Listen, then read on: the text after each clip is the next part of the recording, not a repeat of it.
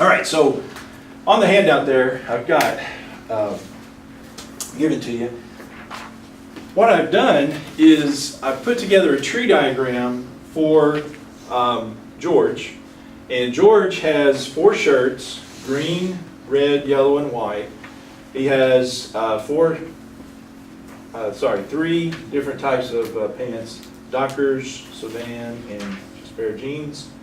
And then he has 2 different pairs of shoes, black and brown. And I use K and N for brown there. So what I've got there, I haven't recreated here, the whole thing, but since you got it on the handout.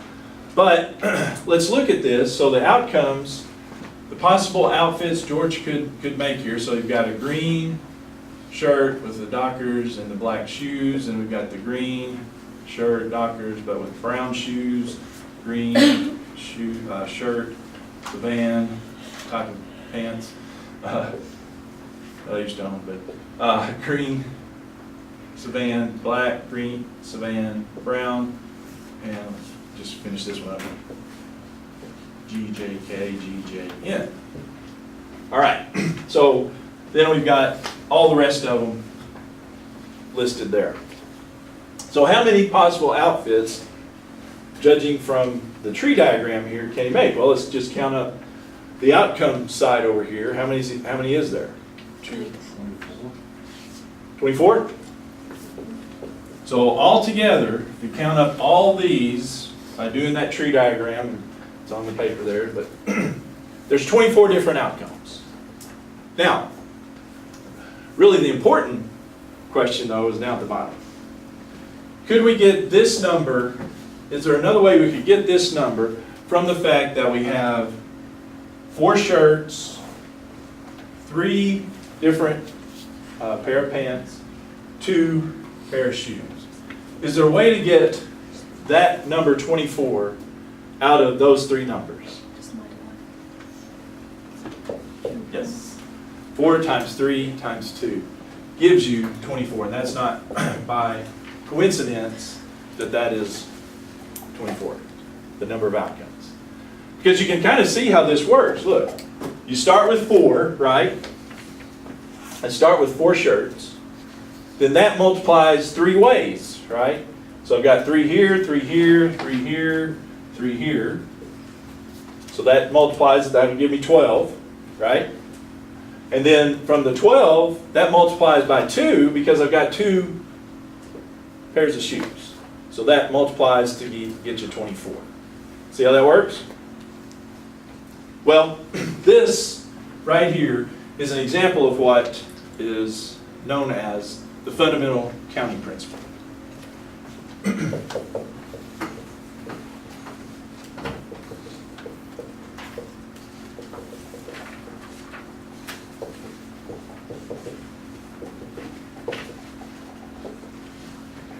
Fundamental counting principle. That's an example of it. Now, if you flip over on the other side of the handout, I've got the fundamental counting principle stated out there, but basically it's this. If there are ways, so if you've got a task or event that consists of multiple parts, like jeans, pants, shirt, pants, and shoes. So if you've got something else like that where you've got different parts, there's R ways to do the first part, S ways to do the second part, T ways to do the third part, and on we could go. If you multiply those numbers, and how many ever there are, okay, just continue that on out. If you multiply those together, that would be, so multiply those together, and that gives you the total possible outcomes. That's basically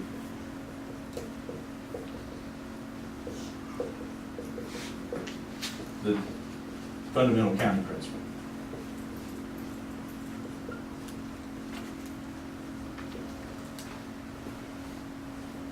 All right? So in this case, we had RST, we had 432. So the fundamental accounting principle says if you multiply those together, that's going to give you the number of outcomes that there are. Okay? All right. Now, one little catch on the fundamental accounting principle is it's called the Uniformity Criterion.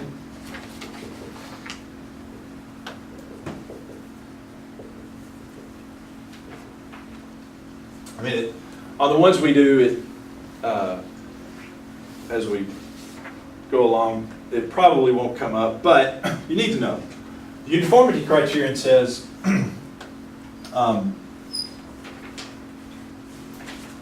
this principle only applies if the choices for any particular part is the same no matter which choices were selected for the previous part. So, in other words, on this one, it was 4 for the first part, and it was 3 for all the for all those shirts, right? You could do any of the 3 for the second part, and you could do any of the 2 for the second part. Well, if that's not the case, say for example, you could only do for the doctors, you could only do the black shoes. You couldn't do the brown shoes. Well, that's going to take out that possibility, and you're not going to have 24. So you can't multiply 4 times 3 times 2 there because you're not going to have 24. You see what I'm saying? That's called the uniformity criterion. So as long as you got 4, and then from those 4 you got 3 that goes with those, and then you got 2 always with those, this applies. The fundamental accounting principle applies. That's the uniformity criterion. It's across the board, 4, 3, 2. If you've got 4, 3, and sometimes it's 2, sometimes it's 1, that's not uniform, okay? So you can't do precisely that. So anyway, I've got an example of that coming up. So now the other thing I like to call this, as you have on the paper there, is I like to call this the blanks method.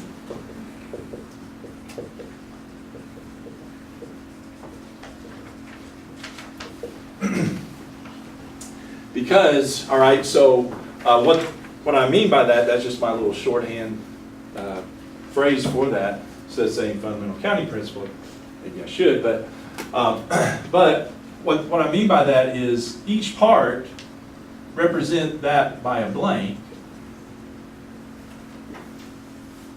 and then we can fill in the blanks there.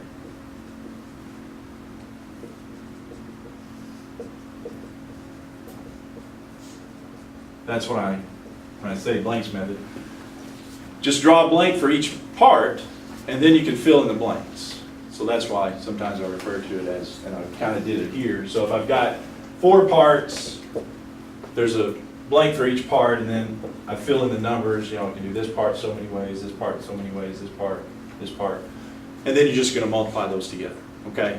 Call it the blanks method. So, all right. Now. So let's use this fundamental accounting principle or blanks method for some questions. All right. So question 1 there. So we've got George again, and he's got what? 6 shirts,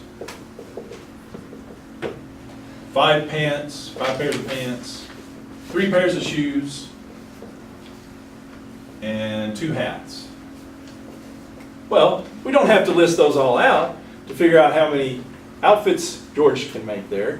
How many different possibilities are there? Well, you got 6 shirts, you got pants, you got shoes, you got hats. So I'm just going to fill in the numbers for each part there. I got 6 shirts, I got 5 pairs of pants, I got 3 pairs of shoes, and I got 2 hats. The fundamental accounting principle says do what with those? Add them, multiply them, divide them, multiply them. So by the fundamental accounting principles then, we multiply those together, and voila, we've got, how much? 180?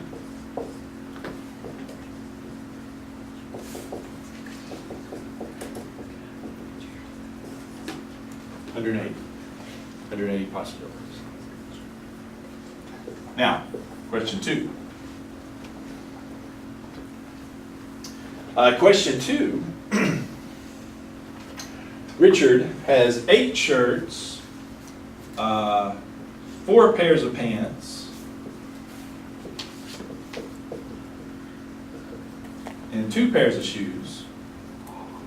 But one of the 8 shirts is red and one of the pair of pants is green, and he's not going to put those together. So here's the deal. So no green shirt with red pants.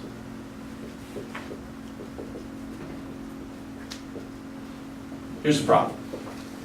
So I've got 8 shirts, but as far as possibilities go, sometimes I have 4 for the pants, or sometimes I have 3, right? Because if it's the green shirt, there's only 3 possibilities, right? I don't do the red pants with the green shirts. When I have the green shirt, it's only 3. Which one are you going to put there? Well, the answer is I can't do it precisely this way because it violates this uniformity criterion. It's not 8, 4 in all cases, and then 2. Because sometimes on one of these 8, it's only 3. So the thing is, that second blank, I don't know which to go with. Yeah, I can do it different ways, but my point is, yeah, if it has some type of restriction like that, you're probably going to have to think about it a little more.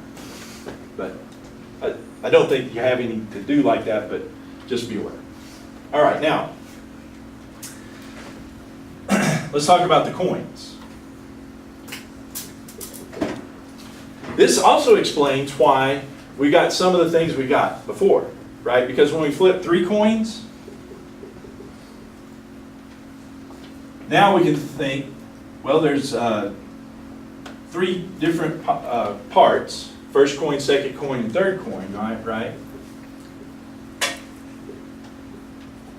How many possibilities are there for the first coin? Heads or tails? There's 2. How many possibilities are there for the second coin? There's 2. How many possibilities are there for the third coin? There's 2. So if I multiply 2 times 2 times 2, I get 8. Which is how many, when we listed those out, we had heads, heads, heads, tails, tails, tails, heads, heads, tails. We listed those out, there was 8. We could have got that with this fundamental counting principle. All right? Now, so question 3, though, let's extend that. So if I flip 5 coins, I don't want to list those out. How many possibilities are there? Well, since I've got 5 coins, a blank for each coin. First coin, heads or tails, there's 2 possibilities. Second coin, 2 possibilities. Third coin, fourth, there's 2 possibilities for each coin. Fundamental counting principle says multiply those together, you got 32.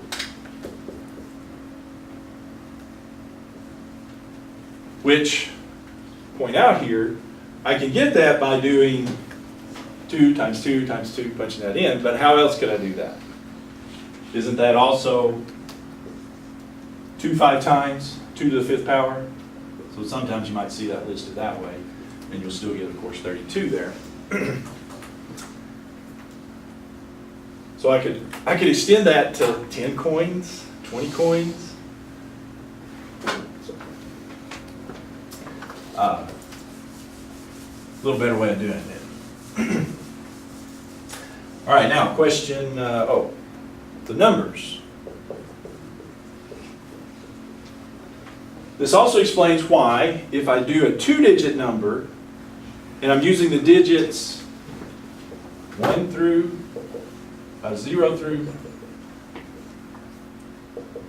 3.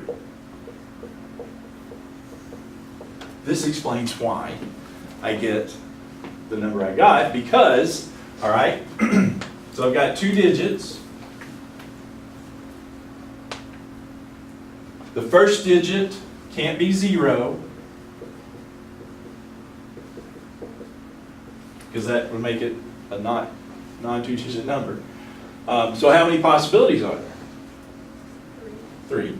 So there's 3 possibilities. Now, I'm not saying the first number is 3, I'm saying there's 3 possibilities.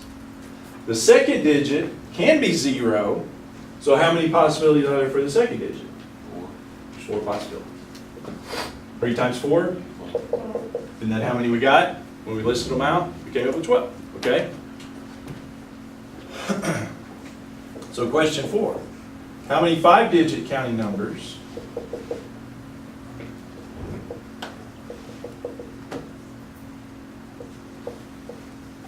are there using the digits, and I just kind of randomly picked some, 0, 1, 3, 4, 6, 8, 9. So how many 5-digit counting numbers are there? I don't want to list those all out. There's a bunch of them.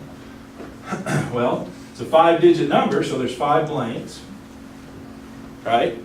1 blank for each digit. How many possibility are there for the first digit? Just using these digits. Well, it can be anything but 0, right? So it could be any of these. 6? 6 there. How many for the second digit? Well, it can be any of those or 0. So there's 7. Third digit? 7. The rest of them in there. Fundamental counting principle says multiply those together. So you got 6 and then 7 4 times, or 6 times 7 to the 4th. Does anybody have their calculator handy with them there? What does that give you? Because I don't have mine. Where's my calculator? In my office. How many is that? 6 times 7 times 7. 4 times. We got it? 14,406. 14,406. Is that all right? With me there? Okay, now, if we don't restrict which digits we can use, let's do that. All right, so 6-digit counting numbers, any digit possible.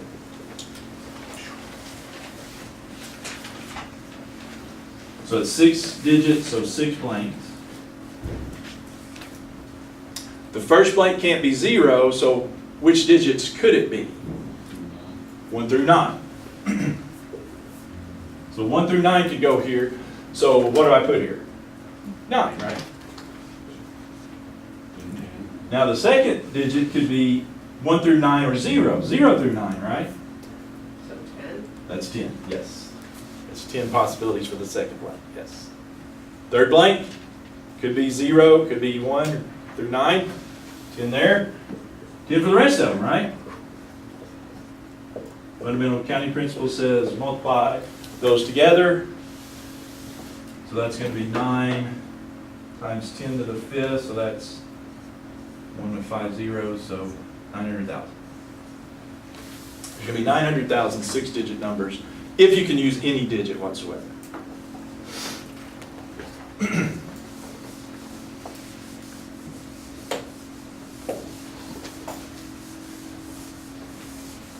One more type and then we'll be done with this. All right. So the officers. Remember, we took Club Z and we elected, it was Rachel, Steve, Tina, and Vicki. We elected, a president and secretary. It's Rachel, Steve, Tina, Vicki, president and secretary. Okay. Well, the fundamental counting principle kind of explains too why we got what we got. Here's the deal on officers though. So I've got a blank. So I'm electing a president and secretary, so a blank for each office, president, secretary. A blank for each of those. How many possible for the president? 4. 4, yes, there are 4. How many for the second blank though? That's a little trickier. Let's think about it. So, the thing on officers, can I do repetitions? No. Cannot do repetitions. So, if I use Rachel here, how many are there here? 3. There's 3. If I use Steve here, how many are there? 3.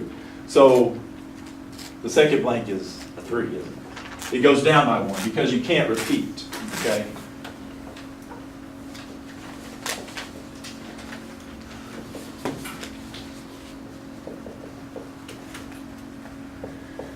So 4 times 3, that's 12. And that's how many we got with those officers, right?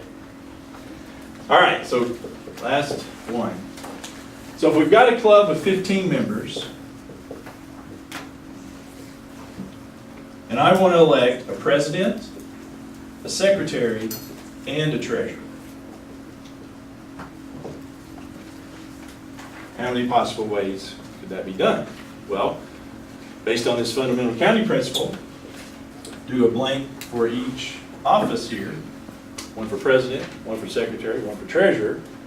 The first one, president, I mean, it doesn't have to be the president we pick first, but just the order here. So 15. How many possibilities for the secretary, though? 14. Only 14, that's right, because whoever we elect president cannot be the secretary, so it's one less. Now what happens? And it goes down and be. It goes down one again, because whoever's secretary cannot be treasurer, so out of the 13, we now only have 13. Out of the 14, we now only have 13. Fundamental accounting principle says, multiply those together, and 2,730. And we wouldn't want to list those all out. That's a lot. All right, so you kind of see how this works. We'll do some more on this next time.